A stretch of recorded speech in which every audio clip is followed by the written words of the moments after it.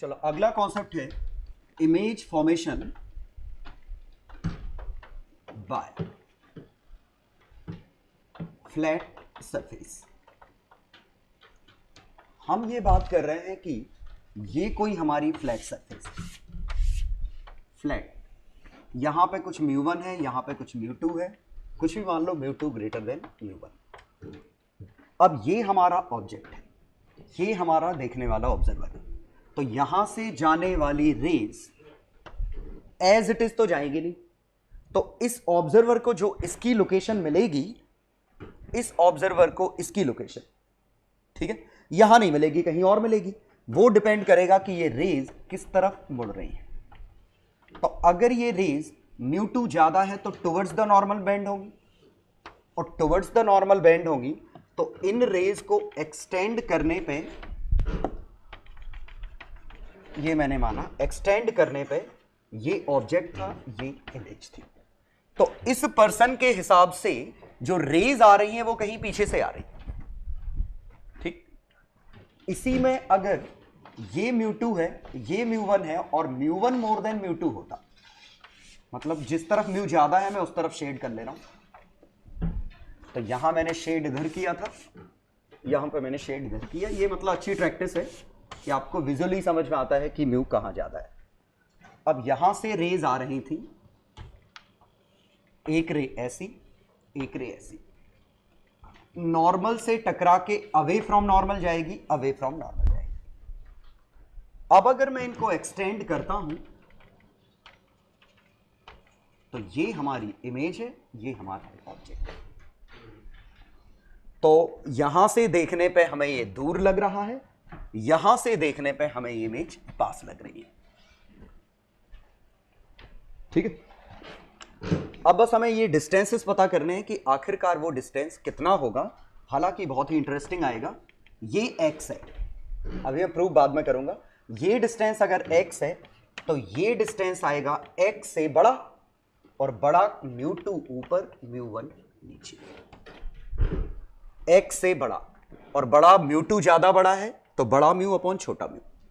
ये distance x है object का, तो इमेज का डिस्टेंस x से कम आएगा। और कम कैसे करेंगे? μ2 बाय μ1। इस बार μ2 छोटा है तो दोनों में देखिए x into mu final by mu initial. तो डिस्टेंस क्या आ रहा है? x into mu final by mu initial, ठीक है। मैं वैसे इतना ऐसे कह रहा हूं कि आप म्यू याद रखो, डिस्टेंस कम या ज्यादा रे डायग्राम से पता चल जाएगा, म्यू का रेशियो ले लेना। तो मोर देन 1 करना है कि लेस देन 1 करना है वो कॉमन सेंस है। लेकिन अभी हम प्रूव करने वाले हैं कि वाकई में इमेज वहां बनेगी कि ये डिस्टेंस आएगा, ये हम प्रूव करेंगे, ठीक। चलो, हाँ, इसको कन्वर्जेंस डाइवर्जेंस वाले लॉजिक से बिल्कुल मत करना। एपरेंटली रेज कन्वर्ज हो रही है, एपरेंटली रेज डाइवर्ज हो रही, ठीक है। लेकिन कन्वर्जेंस डाइवर्जेंस तभी काम करता है जब मीडियम ना बदले। रियलिटी ये है कि इस सरफेस की अगर कन्वर्जिंग पावर हमसे पूछी जाए तो कन्वर्जिंग पावर 0, क्योंकि फ्लैट सरफेस है। कर्व्ड सरफेस की ही कन्वर्जिंग पावर होती है, तो इसकी कोई कन्वर्जिंग पावर नहीं। लेकिन कन्वर्जेंस डाइवर्जेंस से अपेरेंटली गड़बड़ लगेगा, इसीलिए कन्वर्जेंस डाइवर्जेंस सिर्फ लेंस और मिरर में यूज होंगे, बाकी जगह हम रे डायग्राम यूज करेंगे। तो कन्वर्जेंस डाइवर्जेंस भूल जाना पूरे तरीके से, हमेशा रे डायग्राम बनाएंगे, उससे अंदाज लगाएंगे। चलो, पहला टारगेट अपना यह है प्रूव करना, ठीक है। चलो तो इसका प्रूफ देखें।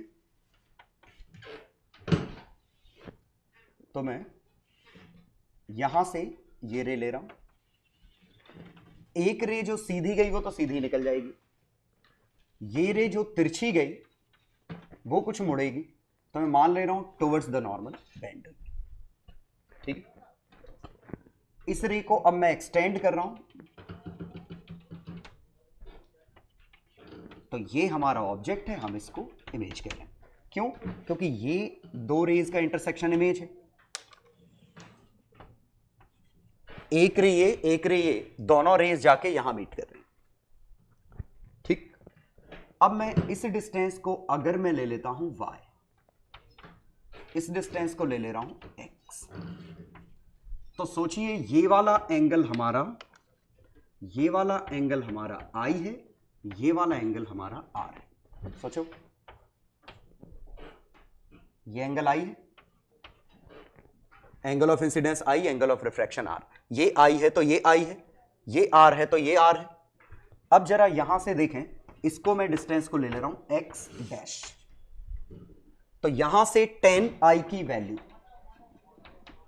y by x, tan r की value y by x dash. लेकिन अब हमें पता है sine i upon sine r is equal to mu.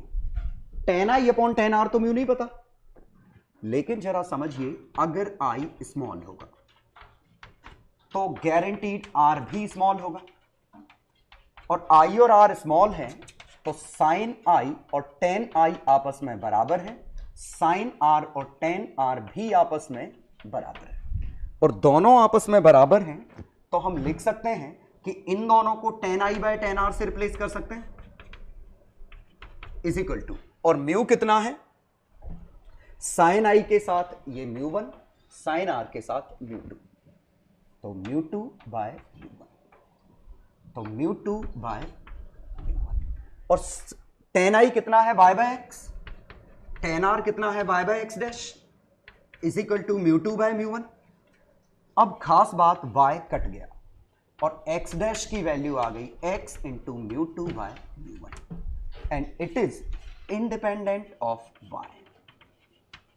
अब ये इंडिपेंडेंट ऑफ y का क्या मतलब है, ये समझिए। पहले ये ध्यान दीजिएगा कि ये जो रेशो आया है ये कांस्टेंट कब बना है, क्योंकि साइन आई और साइन आर का रेशो कांस्टेंट था, tan आई और tan आर का रेशो कांस्टेंट नहीं था, लेकिन रफली कांस्टेंट होगा अगर ये एंगल्स छोटे हैं, और अगर ये रेशो कांस्टेंट है तो इन दोनों का रेशो कांस्टेंट है, और अगर इन दोनों का रेशो कांस्टेंट है तो सही जगह मीट करेंगे। लेकिन बड़े एंगल पे, छोटे एंगल पे वाकई में सही जगह मीट करेंगे, बड़े एंगल पे सही जगह मीट नहीं करेंगे। ये मैं अभी सिमुलेशन से चेक करा दूंगा, ठीक है, कि बड़े एंगल पे ही अलग अलग इमेजेस आएंगी। चलो, फिलहाल हम बात क्या कर रहे हैं कि ये मान लिया स्मॉल एंगल है, अभी मैं ये भी प्रूव करूंगा कि हम स्मॉल एंगल लेते ही क्यों हैं। फिलहाल इंडिपेंडेंट ऑफ y का मतलब समझिए, अगर ये y पे इंडिपेंडेंट है, ठीक है, मतलब y की वैल्यू कम लूं या ज्यादा लूं, ये रे तो यहीं मीट करेगी। मतलब अगर y की वैल्यू मैंने कुछ कम करी तो रे ऐसे ही बनी, लेकिन इसके हिसाब से चूंकि आंसर वही आएगा तो ये यहीं एक्सटेंड करके मीट करेगी। ऐसे ही मैंने एक और रे ली जिस पे y की वैल्यू कुछ और है, लेकिन ये भी एक्सटेंड यहीं करेगी। मतलब ये पूरा का पूरा बंडल एक्सटेंड करने पे यही मीट करेगा, क्योंकि ये लोकेशन y पे डिपेंड नहीं कर रही है। तो मैं क्या कह रहा हूं कि एक रे जो यहां से गई, एक यहां से गई, एक यहां से गई, एक यहां से गई, सभी के y अलग अलग थे, लेकिन सभी में सॉल्व करने पे पॉइंट वहीं आ रहा है। मींस पूरा का पूरा जो बंडल यहां से निकल रहा है वो यहां आ रहा है। मतलब वाकई में इस पॉइंट ऑब्जेक्ट की इमेज एक पॉइंट है, ठीक है। लेकिन जरा सोचिए कि अगर ये डिपेंड नहीं करता, मतलब y पे डिपेंड कर जाता, सॉरी, तो अलग अलग के लिए अलग अलग आता। तो यहां से जो रे जाती, इसका मान लो पॉइंट इधर आता, ये रे जाती, इसका पॉइंट इधर आता, ये रे जाती, इसका पॉइंट इधर आता, तो देखिए ये सिंगल पॉइंट की इमेज इतने में फैल गई, ब्लर हो गई, ठीक है। और ये ब्लर हो गई मतलब एक पॉइंट ऑब्जेक्ट की इमेज पॉइंट बननी चाहिए, लेकिन पॉइंट नहीं बन रही है, मतलब ये परफेक्ट इमेज नहीं बना रहा है। तो परफेक्ट इमेज बनाने के लिए हमें एंगल छोटा चाहिए। तो ये एंगल जो हमने छोटा रखा है, इसलिए नहीं रखा है कि कैलकुलेशन अच्छे हो जाए, इसलिए रखा है कि पॉइंट ऑब्जेक्ट की इमेज पॉइंट हो, ठीक है, मतलब ब्लर ना हो। और पॉइंट ऑब्जेक्ट की इमेज पॉइंट करने के लिए पूरे बंडल को एक जगह इकट्ठा होना पड़ेगा। अब ये छोटे एंगल की बात ही हम क्यों कर रहे हैं, ये बिल्कुल आसान है। जरा देखिए हमारी आंखों की साइज कितनी है, इतनी, और हमें यह पता है चीजों को 25 सेंटीमीटर कम से कम दूर रखना पड़ता है हमारी आंखों से। तो ये डिस्टेंस प्रैक्टिकली 25 सेंटीमीटर से बड़ा है, आंखों की साइज 1-2 सेंटीमीटर है मुश्किल से। तो यहां से जो रेज ऐसी जाएंगी, बड़े एंगल वाली रेज तो आंखों पे पहुंचेंगी नहीं ना, आंखों पे पहुंच ही वो रेज रही हैं जो छोटे एंगल पे। तो चूंकि आई की साइज छोटी है, तो रेज कलेक्टेड काफी पतला बंडल है, तो ये एंगल ऑलरेडी हमारा काफी छोटा था, तो प्रैक्टिकल इमेज फॉर्मेशन के लिए ये केस अपने आप ही ट्रू है। ठीक है, तो उम्मीद है बात समझ में आ गई होगी, और ये भी समझ में आया होगा कि रेशो म्यू और म्यू1 और म्यू2 का रेशो है, छोटा या बड़ा वो हम अंदाज लगा लेते हैं। ठीक, तो यहां पे ऑब्जेक्ट की लोकेशन x थी, इमेज की लोकेशन x म्यू2 बाय म्यू1 थी। अंडरस्टूड है, एज पर फिगर म्यू2 ज्यादा है, दैट्स वाई ये बड़ा निकला x से। अगर म्यू2 कम होता तो अपने आप ये x से छोटा आ जाता, रेज डाइवर्ज कर जाती, इमेज यहां बन जाती। ठीक, और ये जो हम छोटे एंगल से देखते हैं, this is called normal vision. Normal vision मतलब हम इसको नॉर्मली देख रहे हैं, ऐसे देख रहे हैं। ठीक है, सो दैट हम काफी छोटे एंगल आई की वैल्यू यूज कर रहे हैं, तो सामने से देखने पे डिस्टॉर्ट नहीं हो रही है इमेजेस। अब इतना कर लिया तो अब हम कुछ और चीजें समझ सकते हैं, और वो क्या है, अगर ये एक्सटेंडेड ऑब्जेक्ट होता, एक्सटेंडेड होता ए बी, तो सिंपल सी बात है, इससे जाने वाली रेज यहां आएंगी ए डैश, बी से जाने वाली रेज इसी लाइन के एग्जैक्टली पीछे खिसक जाएंगी बी डैश। तो ये A B, A dash B dash पीछे बन जाएगा, और सोचिए ए की इमेज इसी लाइन पे पीछे शिफ्ट हुई, बी की इमेज इसी लाइन पे पीछे शिफ्ट हुई, तो ट्रांसवर्स मैग्निफिकेशन +1। तो इस डायरेक्शन में मैग्निफिकेशन आया ही नहीं। चलो दूसरी बात समझते हैं, लॉन्गिट्यूडनल।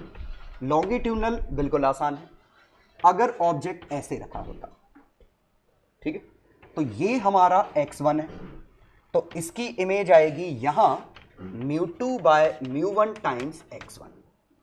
ये ऑब्जेक्ट x2 था, तो इसकी इमेज आएगी म्यू2 बाय म्यू1 टाइम्स x2। तो ये लेंथ देखिए, छोटा जो पास था उसकी इमेज पास में है, जो दूर था उसकी इमेज दूर है, तो एरो जिस तरफ था उसी तरफ रहा, लेकिन एरो की पहले साइज ये थी और अब साइज ये है। पहले x2 माइनस x1 थी, अब mu times mu relative times x2 minus x1, मतलब लॉन्गिट्यूडनल मैग्निफिकेशन तो आ रहा है म्यू2 बाय म्यू1। ऑब्वियसली अगर ये छोटे हो गए तो वो 1 से छोटा भी हो जाएगा। ठीक है, मतलब ये अगर पास इमेज बनी तो छोटी बनेगी, दूर इमेज बनी तो बड़ी बनेगी। तो कंक्लूजन क्या आया हमारा कि अगर हमने ये ट्रायंगल लिया होता, ये ऐसे लिया होता, ये म्यू होता, ये 1 होता, तो इसकी इमेज कहां बनती, यहीं पीछे हाइट इसकी यही बनेगी एच बी, हाइट वही होगी, बेस म्यू गुना हो जाएगा।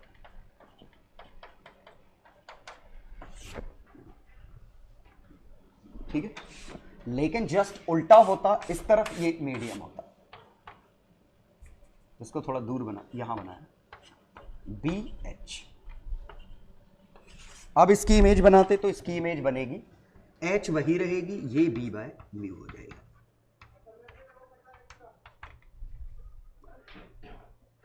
ये ऑब्जेक्ट था, ये इमेज थी, ये ऑब्जेक्ट था, ये इमेज थी। मतलब ट्रांसवर्स मैग्निफिकेशन पे तो कोई फर्क नहीं पड़ रहा है, यहां से देखोगे तो वहीं का वहीं दिखेगा, लॉन्गिट्यूडनल मैग्निफिकेशन पे फर्क पड़ रहा है। ठीक है, अभी मैं सिमुलेशन से एक्सप्लेन कर रहा हूं इसको, तो शायद बहुत अच्छा फील आ जाएगा। चलो तो हम इस सिमुलेशन से देखते हैं कि एंगल का क्या रोल है इमेज बनाने में। तो देखिए, ये फ्लैट सरफेस है हमारी, उस तरफ म्यू है, इस तरफ एयर है, ये ऑब्जेक्ट है, पॉइंट ऑब्जेक्ट, इससे ये रेज जा रही है। ठीक है, अब आप देखिए इन रेज का पॉइंट ऑफ इंटरसेक्शन पीछे, अभी एंगल बड़ा है, तो पॉइंट ऑफ इंटरसेक्शन देखिए अलग अलग जगह है। ठीक है, थोड़ा और एंगल ऑफ इंटरसेक्शन मैंने, सॉरी एंगल बढ़ा दिया, ये एंगल जब मैं बढ़ा रहा हूं तो ये देखिए पॉइंट और ज्यादा फैल रहा है, और अगर मैं इसका एंगल कम कर रहा हूं तो देखिए पॉइंट कन्वर्ज होते जा रहे हैं लगभग 1 पे, और ज्यों ही ये एंगल 0 को अप्रोच करेगा उस समय ये सभी रेज रफली एक पॉइंट पे जाके मीट करेंगी। मतलब शार्प ऑब्जेक्ट की एक शार्प इमेज बनेगी, पॉइंट इमेज। ठीक है, इसी को रे डायग्राम हटा के ऑब्जर्वर ने देखा तो वो कैसे दिखेगा, तो ऑब्जर्वर के साथ दिखाता हूं। तो देखिए ये पॉइंट ऑब्जेक्ट है, अभी एंगल छोटे हैं तो देखिए शार्प इमेज बन रही है। अब मैं ये एंगल बढ़ा रहा हूं तो एंगल बढ़ते हुए शायद आपको दिखेगा नहीं, बस मैं एंगल बढ़ा रहा हूं तो आपको पीछे देखिएगा ये इमेज फैल गई, मल्टीपल इमेजेस में कन्वर्ट हो गई। तो ये तो समझ में आया होगा कि एंगल छोटा रखने का क्या फायदा है। ठीक है, अब हम अगले सिमुलेशन में देखते हैं कि मैग्निफिकेशन जो ट्रांसवर्स और लॉन्गिट्यूडनल क्या होगा। तो सिंपली क्या किया, फिर से वही मेरी सरफेस है, इस बार मैंने दो पॉइंट ऑब्जेक्ट ले लिए, एक ये एक ये, एक को नाम दिया ए, एक को नाम दे दिया बी। अब ए की इमेज पीछे रे, दोनों से रे भेजी और दोनों की इमेज पीछे देखिए, ए की इमेज उसी लाइन पे पीछे है, बी की इमेज उसी लाइन पे पीछे है, तो सेम हाइट रही, तो ये वाला मैग्निफिकेशन तो हमारा +1 है। अब अगर मैं म्यू की वैल्यू बदलता भी हूं, तो जैसे मैंने म्यू की वैल्यू ऊपर से बदल रहा हूं, तो म्यू बदलने पे ये एज इट इज पीछे की तरफ शिफ्ट हो रहा है, लेकिन जो हाइट वहां थी वही हाइट यहां है, तो ये वाला मैग्निफिकेशन तो +1 है। अब हम दूसरा वाला मैग्निफिकेशन देखें तो मैं एक और पॉइंट इसमें इंट्रोड्यूस करूंगा सी, तो ए बी और सी पॉइंट इंट्रोड्यूस कर लिए। ठीक है, अब इसकी इमेज देखिए, ए और बी की हाइट तो वही है, बी और सी के बीच का गैप देखिए पहले कम था अब ज्यादा है, तो क्यों ना मैं ढेर सारे पॉइंट बना लेता हूं सो दैट ये ट्रायंगल जैसा दिखने लगे। तो ढेर सारे मैंने पॉइंट बना लिए। अब मैं इसकी इमेज यहां पीछे देख रहा हूं, तो देखिए इस ट्रायंगल की हाइट सेम है, बेस बदल रहा है, और म्यू अगर बढ़ा रहा हूं तो ये बेस की वैल्यू बढ़ती जा रही है। ठीक है, तो समझ में आ गया होगा कि ट्रांसवर्स मैग्निफिकेशन +1 है और लॉन्गिट्यूडनल +μ2/μ1 है। इसी केस में अगर मैं ये चेंज कर दूं कि इस तरफ का मीडियम ले लूं, तो अब मैं चेंज क्या कर रहा हूं कि ऑब्जेक्ट को मीडियम में रख रहा हूं और बाहर एयर है, और अब यही सिमुलेशन देखेगा तो म्यू इधर है, बाहर एयर है, ऑब्जेक्ट ऐसा, और इसकी इमेज देखिए कैसी, हाइट अभी भी सेम है, बेस छोटा हो गया, और म्यू जितना बढ़ाऊंगा उतना ये राइट खिसक रहा है और उतना बेस छोटा होता जा रहा है, हाइट ऑलवेज रिमेंस सेम। तो उम्मीद है आपको समझ में आ गया होगा कि ट्रांसवर्स और लॉन्गिट्यूडनल मैग्निफिकेशन में क्या अंतर है। चलो, चूंकि अब हम इमेज फॉर्मेशन जानते हैं तो हम इसके क्वेश्चन भी कर सकते हैं। तो जैसे एग्जांपल 1,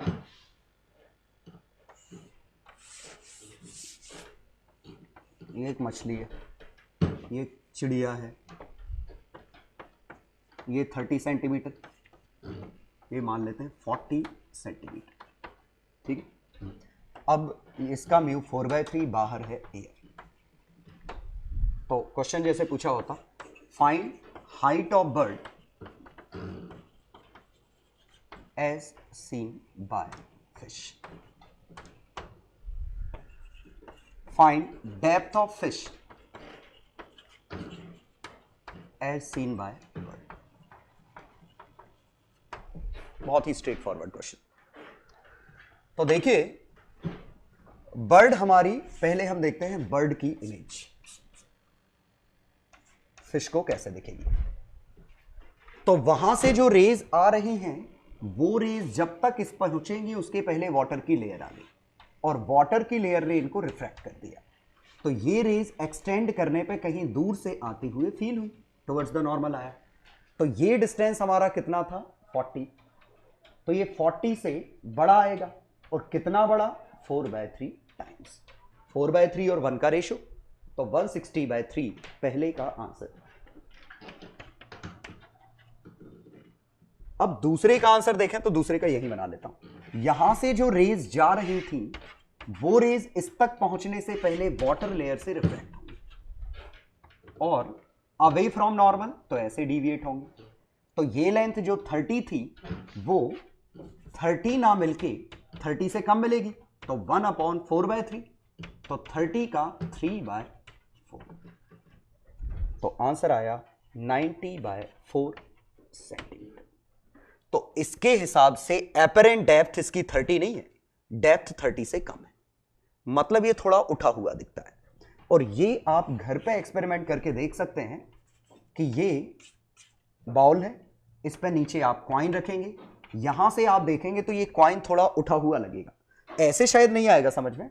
आप इसके बगल में एक खाली रखिए, सेम टाइप के बाउल, ये कॉइन थोड़ा इसके पास रखिए, और अब आप यहां से देखिए एक कॉइन इधर रखिए, ये दो कॉइन, ये एक्सपेरिमेंट करके देखिएगा।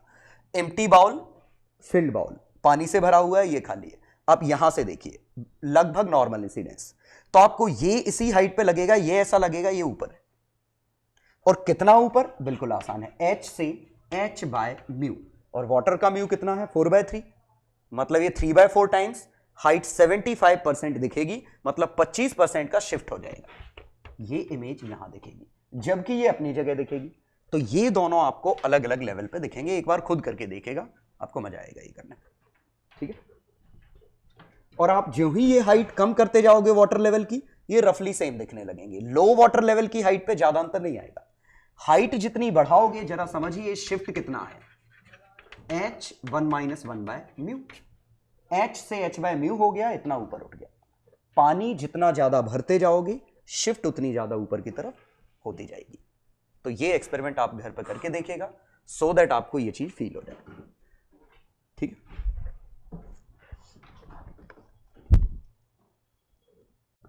चलो, तो हमारा डिस्कशन ये हो चुका है कि यहां से ये हमारा ऑब्जेक्ट था, इसकी इमेज चाहिए।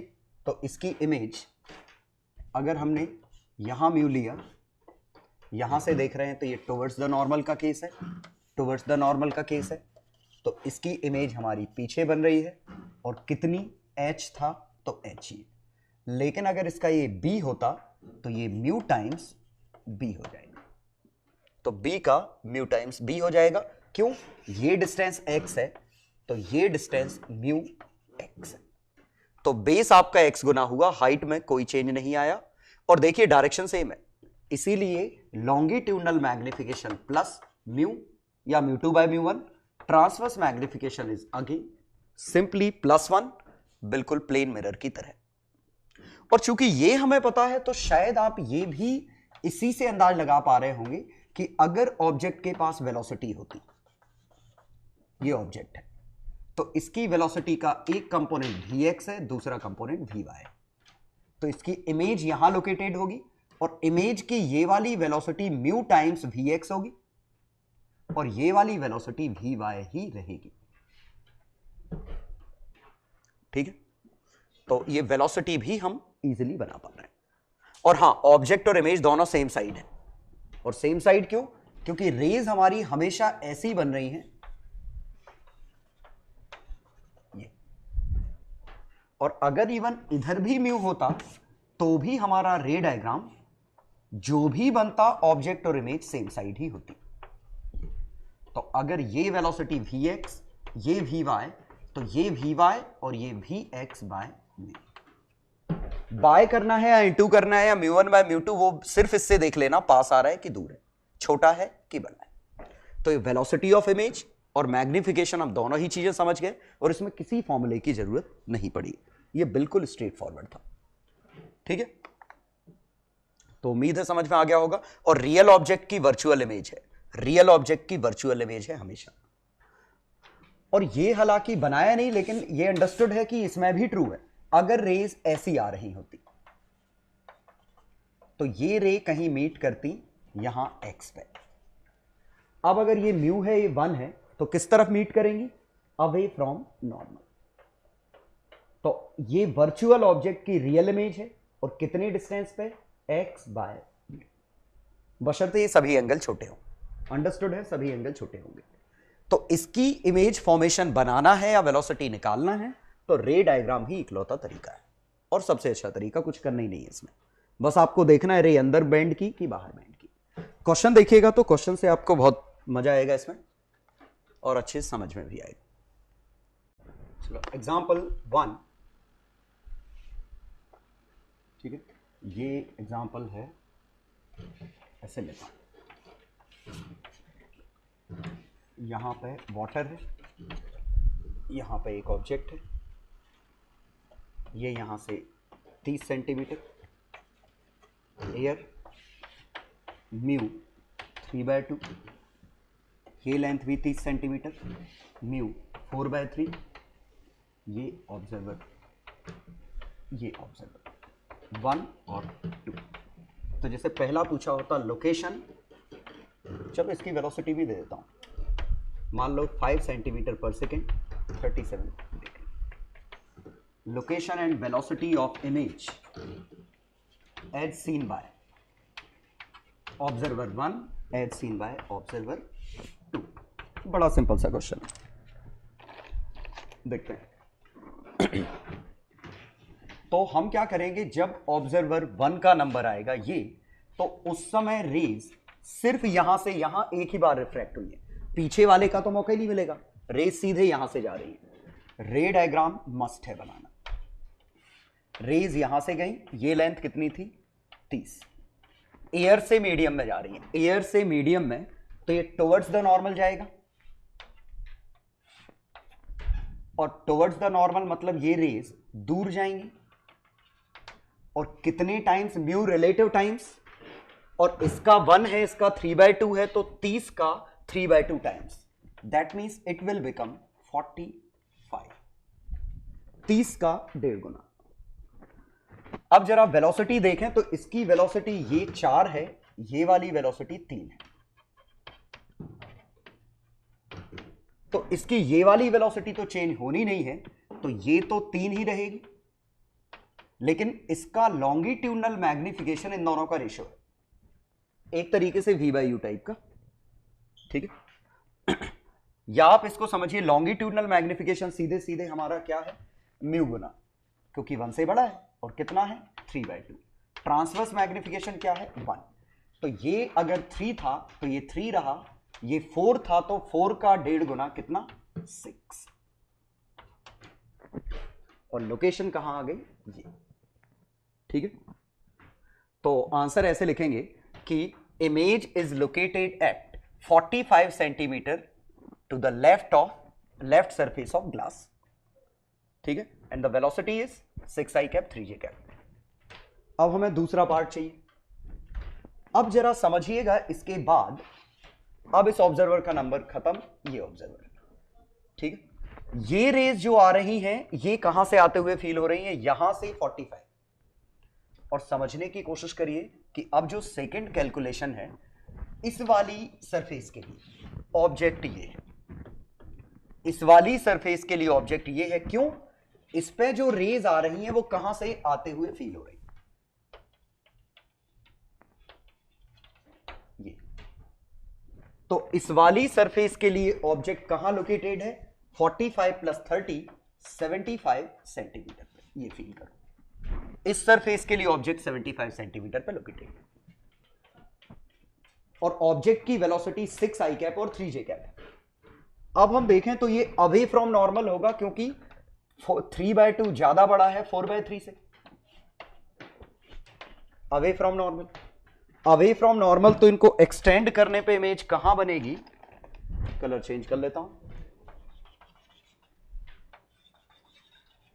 तो इसको एक्सटेंड करने पे इमेज यहां बनेगी, और चूंकि सोचिए रे ऐसे जा रही थी अवे फ्रॉम नॉर्मल, पास में बनेगी, तो ये लेंथ कितनी आएगी, ओरिजिनल लेंथ कितनी थी 75 से कुछ कम, तो छोटा ऊपर बड़ा नीचे, तो 75 का 8/9, ठीक है, 3 से करो तो 25 का 8 गुना 200/9,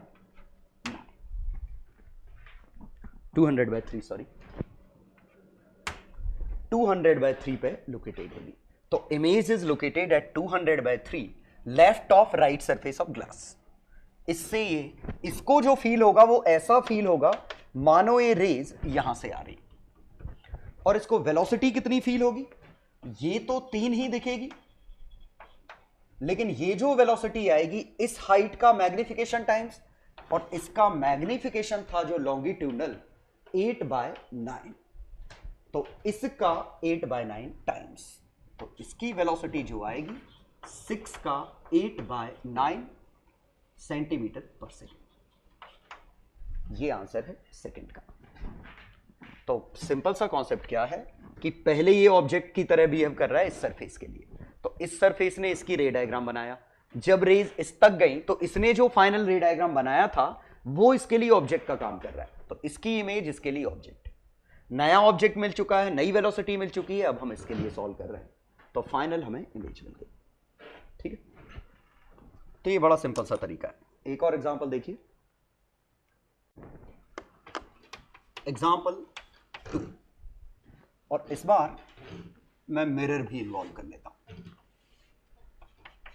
तो एक कोई सरफेस था जिसका बॉटम सिल्वर्ड है, इसमें कुछ हाइट तक मैंने पानी भर रखा है, ऑब्जेक्ट यहां पे लोकेटेड है,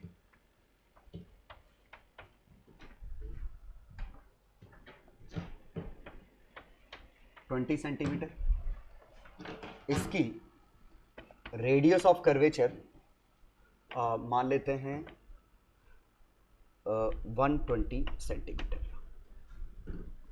100 सेंटीमीटर कर देता हूं, रेडियस ऑफ कर्वेचर 100 सेंटीमीटर। तो जैसे पहला क्वेश्चन पूछा होता, ऑब्जेक्ट यहां, ठीक है, find H such that rays retrace their path. Question 2 पूछा होता, इफ h is equal to 45 centimetre, find final location of image.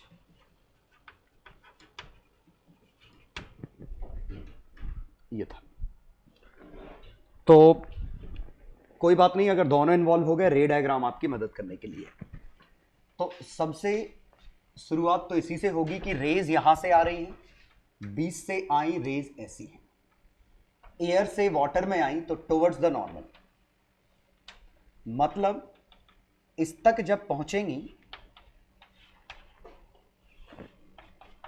तो ये रे H+20 से नहीं आएंगी, इसको एक्सटेंड करो तो ये 20 की जगह 30 हो जाएगा। क्यों? म्यू टाइम्स, म्यू कितना है, 1 मिनट दिया ही नहीं मैंने, सॉरी, म्यू मान लेता हूं 3/2 या 4/3 कर देता हूं, वाटर है तो ये 30 नहीं आएगा फिर, लेकिन फिर ये हाइट अच्छी नहीं आएगी, लेट इट बी 3/2, चलो 3/2 है, तो 20 का 3/2 टाइम्स एयर और 3/2 का रेशियो कितना आया, 30। तो इसको जो फील होगा वो H+30 से आते हुए फील होगा, और पहले केस में अगर पाथ रिट्रेस कराना है तो सिंपली रेज 90 डिग्री पे गिरनी चाहिए, और इस पे रेज 90 डिग्री पे गिरेंगी, मतलब कहां से आते हुए फील होनी चाहिए, सेंटर से। अगर रेज सेंटर से आते हुए फील होंगी तो ये रिट्रेस कर जाएगा, तो ये एज इट इज रेज बाहर चली जाएंगी, फील होंगी सेंटर से आते हुए, मतलब सेंटर से इसका डिस्टेंस कितना है, रेडियस के बराबर, रेडियस कितना है 2f, मतलब 100 सेंटीमीटर,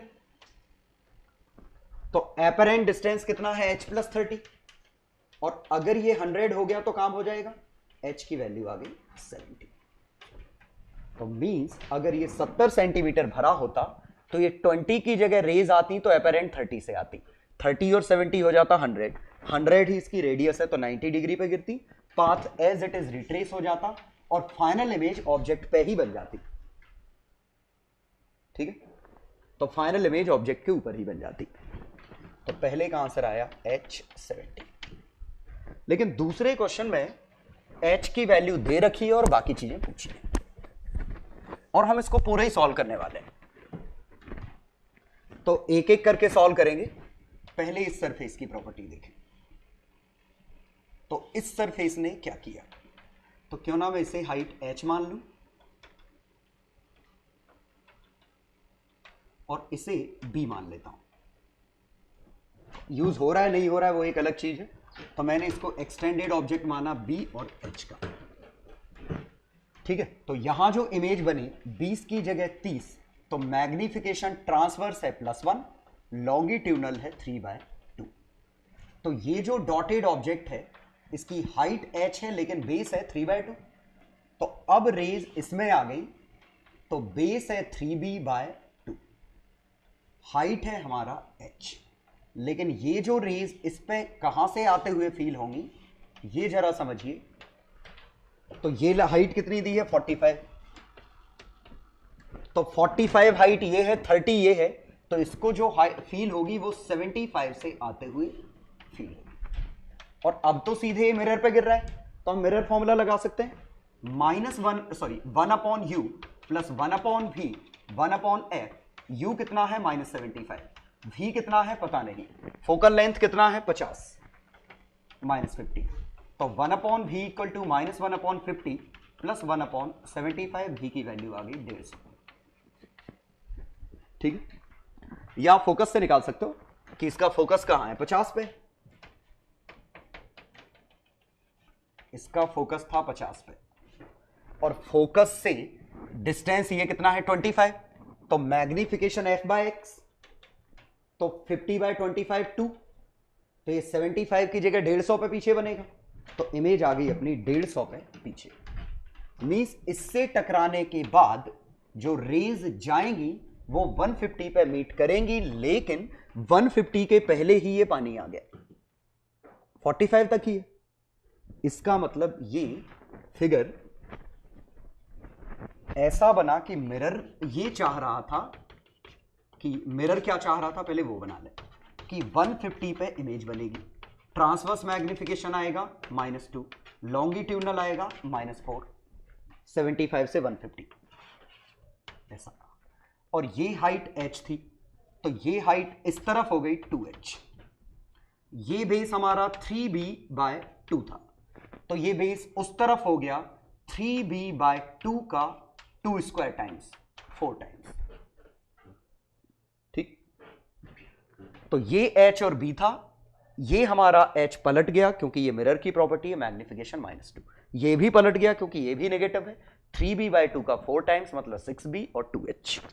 लेकिन काम अभी पूरा हुआ नहीं, क्योंकि ये ऐसा होता लेकिन इसके पहले ही ये सरफेस से टकरा गया। तो हुआ क्या कि ऑब्जेक्ट हमारा कहां लोकेटेड है, ये समझते हैं। ये अब जरा देखिए, मिरर से था ये 150, लेकिन ये था 45, तो ये कितना है 105, इस सरफेस से 105 पे लोकेटेड था, अवे फ्रॉम नॉर्मल, तो ये इधर बनेगा। और जरा इसका देखें तो h कितना था 6b ऊपर, और ये कितना है 2h, तो इसका ये तो 2h ही रहेगा। और जरा देखें यहां मैग्निफिकेशन μ/1 है, छोटा है, तो ट्रांसवर्स मैग्निफिकेशन +1, लॉन्गिट्यूडनल (1/μ) मतलब 2/3, तो ये जितनी हाइट है उसकी 2/3 बचेगी, तो ये 2/3 बाय दिस कितनी आई 70, इसका 2/3, और ये 70 ये आया, और ये हाइट कितनी थी 6b, तो 6b का 2/3 कितना आया 4b। तो फाइनली जो हमारा ओरिजिनली h और b ऐसा था, ये फाइनली h और b ऐसा। ठीक है, तो तरीका क्या था, हमने एक एक किया, पहले इस सरफेस से देखा क्या हुआ, तो नया हमने बना लिया, नई लोकेशन मिल गई, तो अब ये नया क्वेश्चन बन गया कि इसके लिए ऑब्जेक्ट हमारा 75 पे h और 3b/2 है। इसने आंसर क्या बना, इसने कहा कि मेरा तो 150 पे आंसर आ रहा है और ये हाइट आ रही है, लेकिन इसने कहा 150 के हिसाब से मुझसे 105 हाइट से ये है, तो 105, लेकिन यहां से इधर जा रहा है टुवर्ड्स द नॉर्मल, मैग्निफिकेशन 1 से छोटा है 2/3, लेकिन ये मैग्निफिकेशन तो ज्यों का त्यों रहता है, ये 2/3 हो गया, तो ये भी 2/3 डिस्टेंस पे आ गया, और मैग्निफिकेशन इसका 2/3 4b। ठीक है, और शायद ये समझ गए होंगे कि अगर यही वेलोसिटी दी होती, जैसे ये v1 और v2 वेलोसिटी दे रखी होती, तो आंसर आता 2v1 4v2 फाइनल वेलोसिटी। ठीक, तो मैं आपको क्वेश्चन दे रहा हूं, उन क्वेश्चन को ट्राई करिए, फाइनल क्वेश्चन है आज के। तो 3 छोटे छोटे क्वेश्चन है। पहले क्वेश्चन में वही मछली और चिड़िया वाला है, इस बार लेकिन दोनों के पास वेलोसिटी है। मैंने डिस्टेंस नहीं दे रखे क्योंकि मैंने पोजीशन नहीं पूछी, लेकिन मैंने पूछा है relative speed of bird as seen by fish. अब रिलेटिव वेलोसिटी तो वैसे 5 है, लेकिन मीडियम बदलने की वजह से डिस्टेंसेस डिफरेंट दिखेंगे। हिंट ये है, इसको x मानो, इसको y मानो, एपरेंट सेपरेशन निकाल लो, उसको डिफरेंशिएट कर दो। x मानोगे तो dx/dt 2 है, dy/dt 3 है, इसके लिए डिस्टेंस कितना आएगा, इसके लिए डिस्टेंस कितना आएगा, उस डिस्टेंस को डिफरेंशिएट करोगे तब जाके रिलेटिव स्पीड आएगी। तो म्यू का रोल आएगा और दोनों अलग अलग आएंगे। क्वेश्चन नंबर 2 में ये ऑब्जेक्ट है, ये हमारा ऑब्जेक्ट है, पॉइंट ऑब्जेक्ट है, तो कोई मैग्निफिकेशन नहीं पूछा मैंने, पॉइंट ऑब्जेक्ट है। पहले ऑब्जर्वर 1 इसको लोकेट करेगा कहां, तो रेज इससे टकरा के इसको मिल जाएंगी, तो पहला जो रिफ्रैक्शन होगा वही 1 की रीडिंग है, फिर जाके इससे टकराएंगी, फिर इससे टकराएंगी, फिर वापस आएंगी, तब 2 को मिलेंगी। तो 2 के लिए सॉल्व करना है, पहले ये फिर जो आ जाए, और 3 के लिए इससे गया वापस आया, तब 3 को मिलेगी। तो आपको लोकेशन ऑफ इमेज निकालनी है एज सीन बाय दिस। अब आपकी मर्जी, या तो आंसर कोऑर्डिनेट में दे दो, ये एक्स और वाई मान लो ओरिजिन, और इसके रिस्पेक्ट में उसके कोऑर्डिनेट बता दो। चलो क्वेश्चन 3। क्वेश्चन 3 बहुत ही इंटरेस्टिंग, दोनों तरफ एयर है, बीच में स्लैब है, ये ऑब्जेक्ट है, वेलोसिटीज v1 और v2 हैं, तो आपको निकालना है यहां तक पहुंचेगी तो वेलोसिटी क्या होगी। तो पहले यहां से इसका निकालना, फिर उसको ऑब्जेक्ट की तरह मानना, इसका निकालना है, इसका आंसर आ जाएगा, ठीक है, और लोकेशन आ जाएगी। ट्राई करो। इनिशियली थोड़े गंदे से लगते हैं क्वेश्चन, लेकिन है नहीं है, ठीक है, अच्छे से सोचोगे आपको बिल्कुल स्ट्रेट फॉरवर्ड दिखेंगे। चलो पहला क्वेश्चन, तो मैंने जैसा लिया था वैसे ही x और y मान लिया। अब हम देखते हैं कि relative speed of bird as seen by fish, मतलब रेज यहां से आ रहे हैं, तो इस तक पहुंचने से पहले वो रेज अवे फ्रॉम नॉर्मल हो गई, तो ये डिस्टेंस जो x दिख रहा था वो म्यू x दिखेगा, लेकिन जो y दिख रहा था वो तो y ही लगेगा। तो पहले में एपरेंट सेपरेशन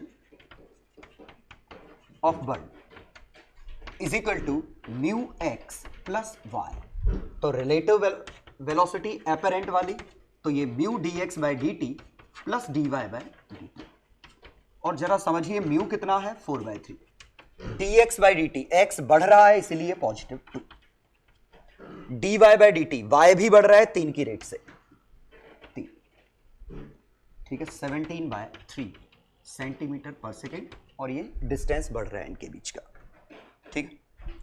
सेकेंड पार्ट में फिगर जस्ट उल्टा हो जाए। अब रेज आ रही है यहां से, और देखना इसको, ये 3 से जा रहा है, ये 2 से जा रहा है, तो यहां से जाने वाली रेज जो होंगी वो कुछ ऐसे जाएंगी। हमने इसको y माना, इसको x माना, तो इस बार इसको x सही दिखेगा क्योंकि यहां रिफ्रैक्शन नहीं है, लेकिन y की जगह इसको y बाय म्यू दिखेगा, ठीक है। तो apparent separation of fish as seen by bird, ये आएगा x plus Y by mu, तो एपरेंट रिलेटिव वेलोसिटी आएगी dx by dt plus 1 upon mu dy by dt, dx by dt plus 2 है, 1 upon mu 4/3 into dy by dt plus 3, 2 plus 9/4 17/4, ठीक है, ये answer आ गया। चलो क्वेश्चन 2 देखें, location of image as seen by 1, तो 1 की लोकेशन ये कुछ ऐसे बनेगी, यहां से रेज आएंगे, टुवर्ड्स द नॉर्मल बेंड होंगे, और इसको सीधे सीधे दिख जाएंगे। ये डिस्टेंस 10 से आ रहा था, म्यू बनाओ, और म्यू की वैल्यू 20 है, म्यू की वैल्यू 2 है सॉरी, तो इसको लगेगा ये 20 पीछे, तो इससे 20 लेफ्ट, लेकिन क्यों ना हम कोऑर्डिनेट के रिस्पेक्ट में लिखें, तो ये ओरिजिन यहां से 20 था, ये पॉजिटिव डायरेक्शन है, तो 20 और 20 -40, तो पहले का x कोऑर्डिनेट -40। अब ये रेज यहां से आ चुकी हैं, और ये अब हमारा फिगर क्या है कि रेज यहां से आ रही हैं 40 से, और ये मिरर तक पहुंच गई हैं। मिरर की फोकल लेंथ है 40, गलती मत करने, रेडियस 80 है, फोकल लेंथ 40 है, और ये 40 है, तो इसकी इमेज आएगी यहां से सॉल्व करने पे 20, 40 का डाइवर्जेंस, 40 का डाइवर्जेंस, 20 का डाइवर्जेंस, तो इसकी इमेज आएगी 20 पे, ठीक है। तो ये जो ऑब्जर्वर दूसरा है उसको दिखेगा कि ये रेज कहां से आ रही है, फोकल लेंथ पोल से 20 आगे से, और इसका कोऑर्डिनेट कितना हो गया, ये ओरिजिन था तो x कोऑर्डिनेट हो गया प्लस का 20, y कोऑर्डिनेट तो हमेशा 0, ठीक है। अब यही रेस इस तक पहुंचती तो इस रिफ्रैक्शन से पास होती। तो ये रेज आती कहां से फील हो रही हैं? यहां से 20 से। लेकिन जब इस सरफेस तक इस तीसरे वाले पर्सन तक पहुंची तब तक ये फिर से एक बार रिफ्रैक्ट कर गई। तो अवे फ्रॉम नॉर्मल कहां से आ रही थी? 40 से। अवे फ्रॉम नॉर्मल हुई तो क्या है आंसर? 20, और 20 इत्तेफाक से पोल ही है। तो तीसरे का आंसर आया x की वैल्यू 0। यहां से 40 से आते हुए फील हो रही थी, अवे फ्रॉम नॉर्मल हो गई और म्यू टाइम्स कम हो गया और म्यू था 2, तो 40 की जगह आंसर आया 20, मतलब एट पोल। तो आंसर आया x = 0। ठीक है। रे डायग्राम बहुत ही इंपॉर्टेंट है, इसका लगभग उतना ही रोल है जितना न्यूटन्स लॉ में फ्री बॉडी डायग्राम का रोल है। तो फाइनल हमारा रे डायग्राम जो बना इस क्वेश्चन का कुछ ऐसा आया, रेज ऐसे आई, ये 40, 20, इसके बाद ये रेज ऐसी आई, ये 20, और इसके बाद ये रेज ऐसी आई, और फाइनली रेज ऐसा बना। ठीक है। तो ये फाइनल हमारा रे डायग्राम। थर्ड क्वेश्चन,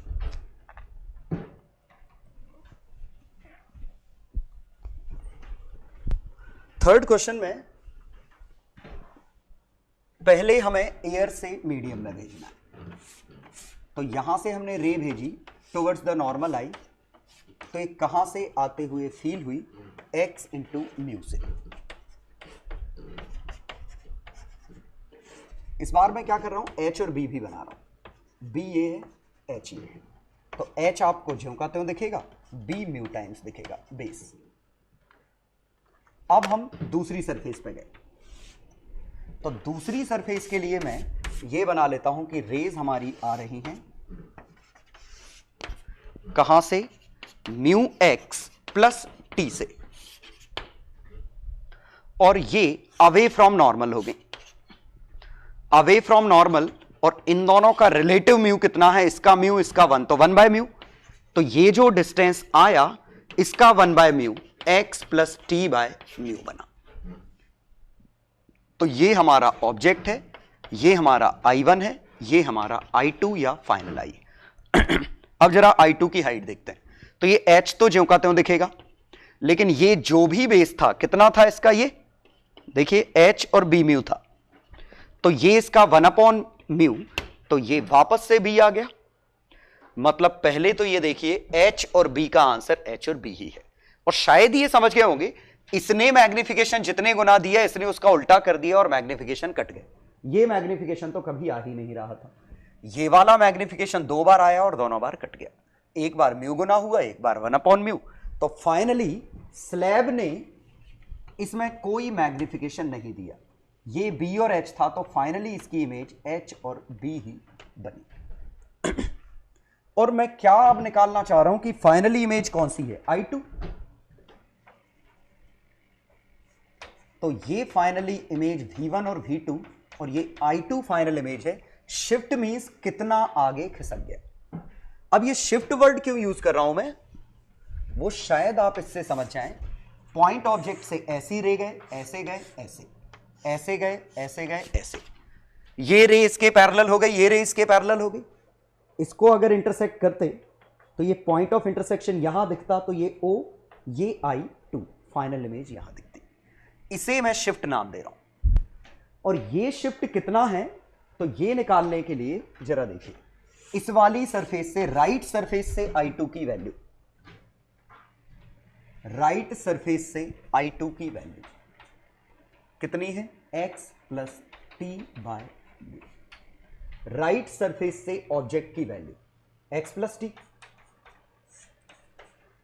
इससे ऑब्जेक्ट की वैल्यू। शिफ्ट क्या है इन दोनों के बीच का गैप? तो शिफ्ट आया x plus T minus x plus T by mu. अच्छी बात है, x कट गया, आंसर आया T1 - 1/म्यू। तो शिफ्ट आया T 1 minus 1/v। Transverse magnification आया +1, लॉन्गिट्यूडनल मैग्निफिकेशन आया +1, सभी +1 है, मतलब स्लैब अपने आप में कोई मैग्निफिकेशन नहीं दे रही, बस ऑब्जेक्ट को हल्का सा खिसका देती है आगे, और कितना वो टी पे डिपेंड करेगा और म्यू पे। अगली क्लास में हम इसके क्वेश्चन करेंगे, ठीक है। अगली क्लास में हम ये अलग से डिस्कस करेंगे ये स्लैब वाला केस, ठीक है। तो आज के लिए इतना ही। तो उम्मीद है समझ में आ गया होगा, नहीं आया हो थोड़ा सिमुलेशन बना के खेलो, थोड़ा फील करने की कोशिश करो, और बार बार वीडियो देखो, ये कॉमन सेंस है क्योंकि इसमें कोई फॉर्मूले नहीं थे आज की क्लास में लगभग।